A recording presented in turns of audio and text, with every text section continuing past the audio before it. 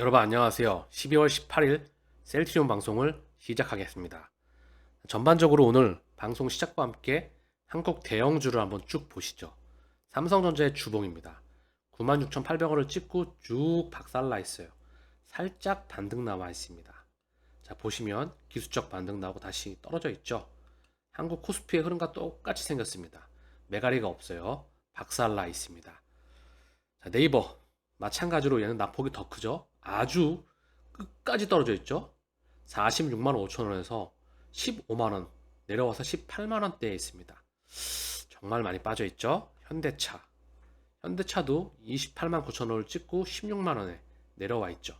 반토막은 우습게 대부분 다 내려와 있습니다. 자, 그리고 LG화학 카카오로 먼저 볼까요? 카카오도 17만 3천 원을 찍고 5만 4천 원, 거의 3분의 1 토막 이상 나 있습니다.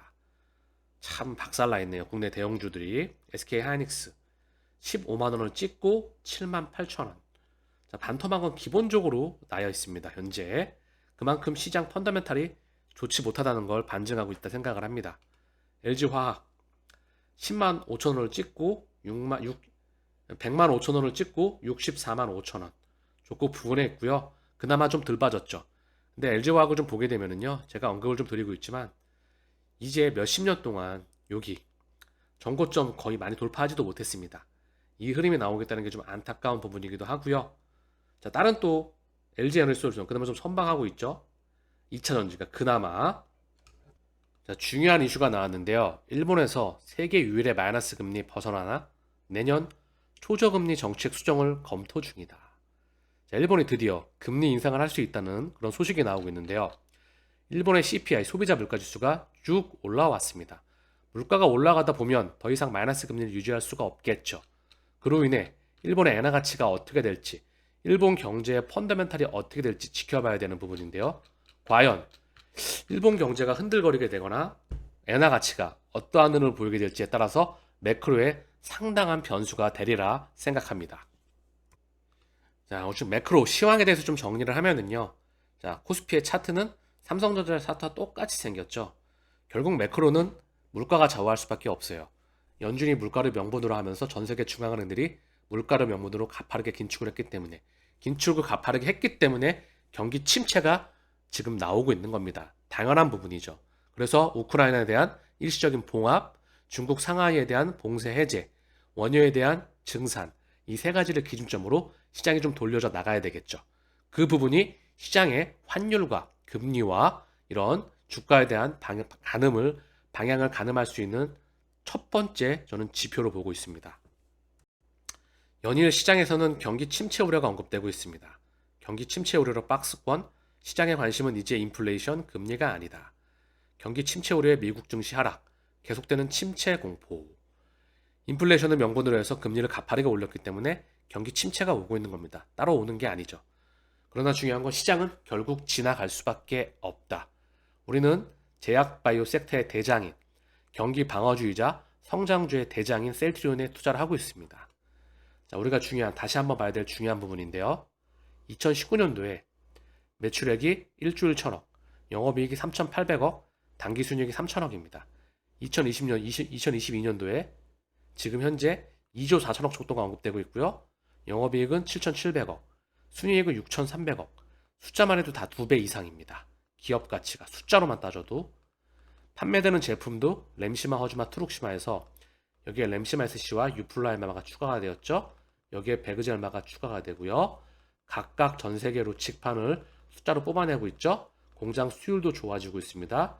여기에 아일리아, 스텔라라, 졸레어, 프롤레어, 악템나까지 줄줄이 진입하고 있죠. 그쵸? 기업 가치는 상대가 되고 있지 않습니다. 숫자만 봐도 차이가 이렇게 납니다. 그런데 셀트리온의 월봉을 보시죠. 2019년도입니다. 지금 여기 있다는 거죠. 여러분 다시 한번 감이 오시죠? 기업 가치 숫자도 2배 이상 차이가 나고요.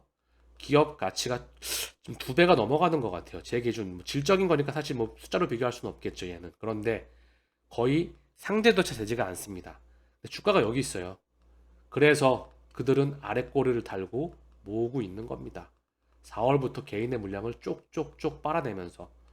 그래서 거듭 언급드리지만 지금 물량을 뺏길 때가 절대 아니라고 말씀을 드리고 싶습니다. 매크로 이슈가 지나가고 그리고 3, 4합병 기준점 아래 실적 성장 기반 아래 여기 셀트리온의 월봉은 굉장히 단순하기 때문에 여기 기준점으로 해서 치고 나가는 그 시기를 기다려야 되겠죠. 우리가 흔들릴 이유는 단 한 가지도 없습니다. 4년 이상을 기다렸기 때문에 이제 치고 나가는 시점을 기다리면 될 것 같아요. 자, 헬스케어 월봉도 거의 비슷한 흐름이죠. 상승, 하락, 상승, 하락. 자, 저점이 거의 유사한 위치는 살짝 높게 있죠. 근데 셀트리온은 거의 똑같은 위치에 있어요. 거의 똑같은 위치. 월봉이 셀트리온 기준은 굉장히 똑같이 있죠. 그쵸? 거의 유사한 위치에 있다는 거죠. 헬스케어도 유사한 위치에 있긴 하나 뭐 어쨌든 중요한 건 그 부근에 있고요. 제약도 보이시죠? 제약도 굉장히 탄력적이죠. 상승, 하락, 상승, 하락. 자, 그 부근에 있습니다. 그쵸? 저점 요 라인이 참 2019년도하고 여기가 참 맞닥뜨리네요. 제일 중요한 건 셀트리온이죠. 셀트리온이기 때문에 헬스케어 수출 실적을 발탁으로 해서 2023년도 무척 기대가 됩니다. 2024년도도 기대가 되고요. 첫 번째 매크로 이슈가 지나가야 된다. 매크로 이슈가 지나가는 기준점 아래 3, 4합병이 실적이 성장해야 되겠죠.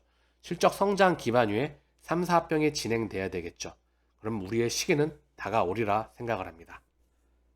자, 그리고 다시 한번 수급도 4월 기준부터 보면 630만 주가 각각 기간으로 300만 주, 외국인으로 293만 주, 약 300만 주, 300만 주씩 넘어가고 있습니다. 연계금으로 193만 주가 넘어가고 있고요. 수급도 넘어가고 있다.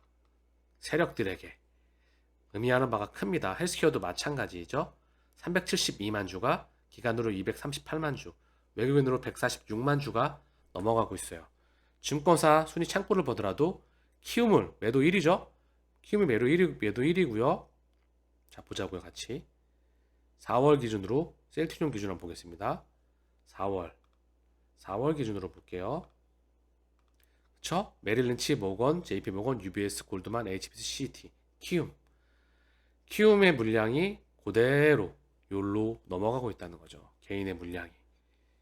수급도 그렇고요. 숫자도 아까 보셨죠? 숫자도 넘어가고 있습니다. 숫자도 현재 보면 1조 1천억에서 2조 4천억.